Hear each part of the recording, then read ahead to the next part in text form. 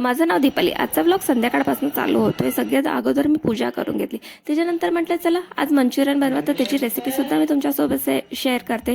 तर त्याच्यासाठी सगळ्यात पहिले आपण कोबी घ्यायचा आहे आणि त्याला एकदम बारीकसा चिरून घ्यायचा आहे. जे आपण बारीकसा कोबी चिरला ना त्याच्यामधून थोडंसं साईडला काढायचं आहे, कारण की तो आपण ग्रेव्हीसाठी वापरणार आहे.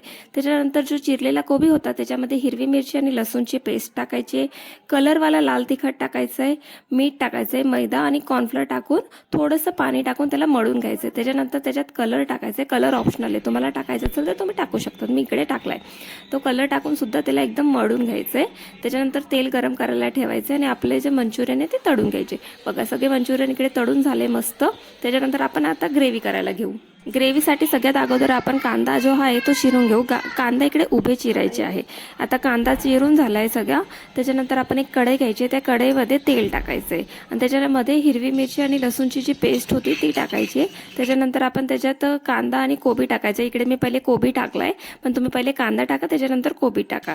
त्याच्यानंतर तो शिजतोय तोपर्यंत आपण एक वाटी घेऊन त्याच्यात कॉर्नफ्लोअर टाकून पाणी टाकून त्याचा एक पातळसा घोळ बनवून घ्यायचा आहे. ते झालं की ते आपला कांदा इकडे शिजलाय. बघा आता कांदा शिजला की त्याच्यामध्ये लाल तिखट टाकायचं आहे. त्याच्यानंतर soya sauce, red sauce, vinegar आणि कॅचअप टाकून त्याला चांगलंसं हलवून घ्यायचं आहे.